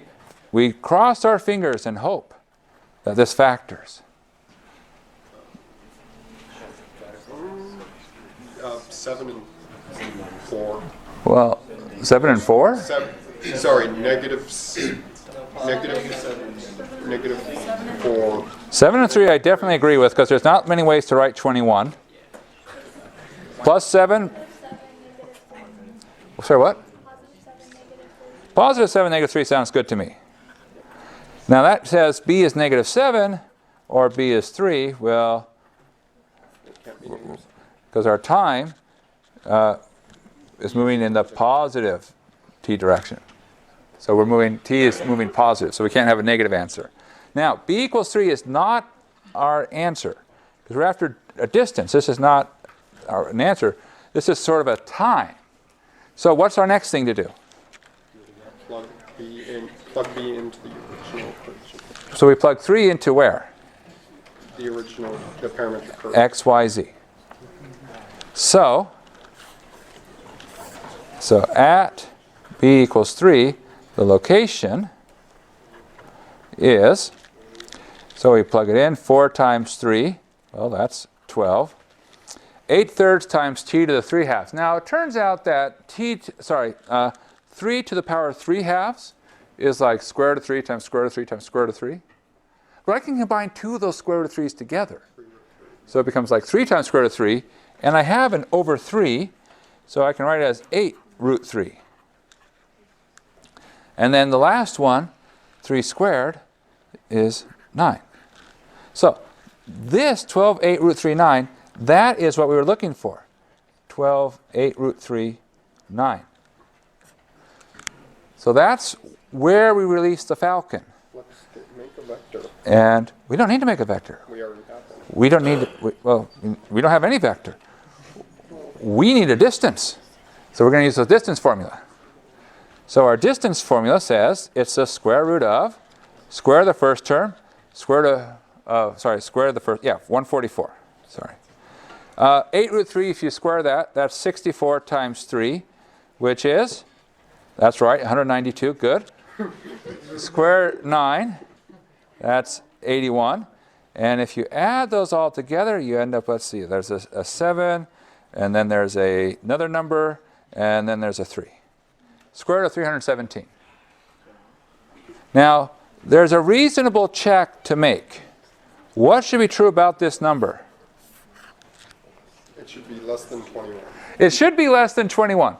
If you have the falcon flying and it takes the falcon like 60 furlongs to fly back, either it's a really bad falcon or you made a mistake. And so let's assume that you have a good falcon, and so you'd go and check your work. All right. Which brings us, we're not doing too bad on time. Which brings us to the last problem, number 14. And I'm going to be honest with you. This one, I always sort of like to challenge myself and be like, can I come up with a new problem that I've never done before? And the falcon one was pretty good. I like that one. But this one is good and also really mean. So I would never put this on a test. But on a review, I'll do it. Because once you see it, the answer is beautiful. It's so beautiful. You're like, wow, this is good. You should put it on a test or on a quiz. Okay, I'll keep that in mind. Thank you. All right. Please don't. So here we go. Find the plane which contains 2 points. So I have 2 points specified, and which is farthest from the point 2, negative 2, 3. See, this is kind of unusual. Now, when we're after a plane, what are we usually looking for? 2 vectors. 2 vectors and a point? Not 2 Normal vector. We want a normal vector and a point. That's what we want. Whenever we want a plane, we want a normal vector and a point. And we're used to fighting all sorts of stuff, like 3 points. If we had 3 points in the plane, we can do that. And life is good. But see, we only have 2 points in our plane. And then there's this weird thing. We want to be far away from some other point. So let's think about the picture. So what's going on? So I have my three-dimensional space, and let's suppose I have my points. And I'll say I have a point here and a point here. So these are my two red points. And then I have another, let's see, what's the color that's not red? Blue. Blue's not red. And then I have another point out here. Now, one thing we know for sure is that both these points here in red are on the plane.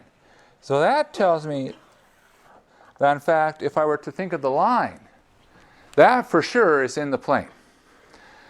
But now comes sort of this interesting phenomenon, in that there's many possible planes that can contain that line. So what can happen is that I can think about adjusting the plane as somehow sort of I'm twisting on that line. Yes?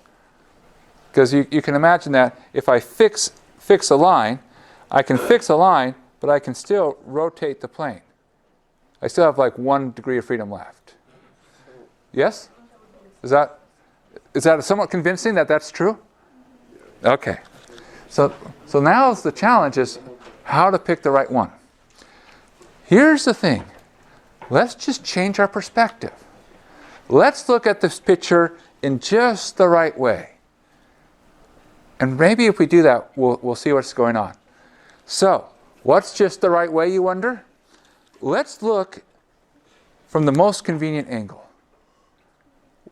Can you see where it would be nice to look at this problem from? Two-dimensional. Well, it'll become two-dimensional. Everything's, I can't draw three-dimensional very well. You're looking at it where it's flat, 90 degrees. Let's look down this line. Yeah, If I look down this line, what does that line become? a flat. If I'm looking down the line, It's just what do I see? A line. I see a point, Like that. right? Because I'm looking down that line. So that line, it's still a line, it's just that the whole line is just straight in my, I can't see it because it's all stacked on top of each other. Now, what does this point become? Yeah, it becomes a point. Good. All right? So far, so good? Now, what happens is that when you have a plane, they just look like lines. Now, this plane, is that the right plane? Yes. That's the worst plane. Triangle. Why? Notice, what do you see here? What's the distance from the point to this plane? 0. That's the worst it could possibly be. I couldn't be any closer. Okay, well, so where do you want it to be? Perpendicular. Yeah, you want it to be Triangle. perpendicular, right? Because if you're not perpendicular, say you're this one here, the distance would be if you went down by like a straight right angle, but that's less than if you were to drop straight down. Okay, so now we kind of have a little bit of an idea. Don't worry, we're almost we're like halfway there. In fact, we're more than halfway, even though we haven't done any computations. We're just building up our intuition. Okay, let's list some vectors that we know are going to be perpendicular to the plane that we want. There's one vector which is easy to spot, and it's the vector that connects the 2 points in red. Okay? I think everyone can agree on that one. What's the vector that goes from 3, 1, 2 to 4, 0, and minus 1? So this vector here. Well, 3 to 4 is 1, 1 to 0, minus 1, 2 to minus 1, negative 3. So this vector is going to be perpendicular to our normal. Now, let's come back to our picture. We said there's, see, we're after, and I'll draw it in a different color so we can highlight it. We're after this plane right here. We said something was perpendicular to it. Do you remember what was perpendicular to it? The normal vector. There was this other plane right here. Yeah. That plane, the one that was the worst possible plane, is perpendicular to the plane that we want. Can we find the normal to that plane, the worst possible plane? And how?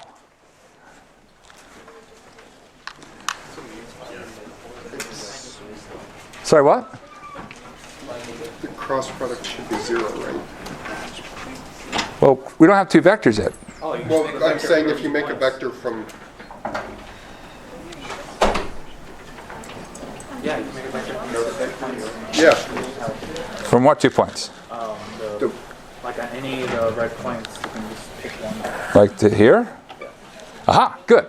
Okay, so here's the thing. You see this plane in green? This plane contains all 3 of our points. So it's like we're finding the plane that contains the 3 original points. Even though we know that's like the worst possible plane, we'll still find the normal vector for it. Okay, so what's the vector? Let's say from 3, 1, 2 to 2, minus 2, 3. What's that? So -1, we go down by 1, -1. down by 3, up by 1. Okay, so here we go. Here's the fun part. This vector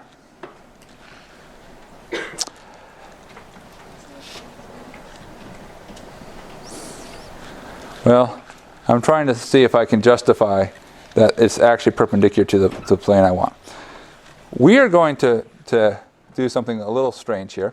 We're going to take -1, -3, 1, the vector we just found. We're going to cross it with 1, -1, -3. The cross product should be 0 if it's perpendicular. Oh, but it won't be. It won't be. Actually, the cross product is not 0 if they're perpendicular. You're thinking dot product. Okay, so we take our I, j, k, -1, -3, 1, 1 minus 1 minus 3. We get 9i plus j plus k plus 3k plus I plus minus 3j. 10 minus 2, 4. Does that seem reasonable?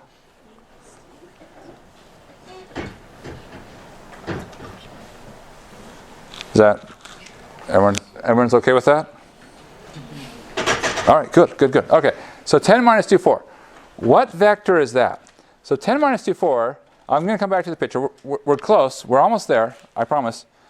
In terms of the picture, the vector we just found is this vector. It's something which is perpendicular to our green plane, because what we found is the normal vector to the vector which contains all 3 points. By the way, what's a better normal vector to work with other than 10 minus 2, 4? 5, -1, 2. Yeah, you can always scale. So we now have this vector, which is going to be perpendicular to our plane. So we have a point. So this is perpendicular to the normal vector for our plane, and this is perpendicular to the normal vector of our plane. So what do we need to do?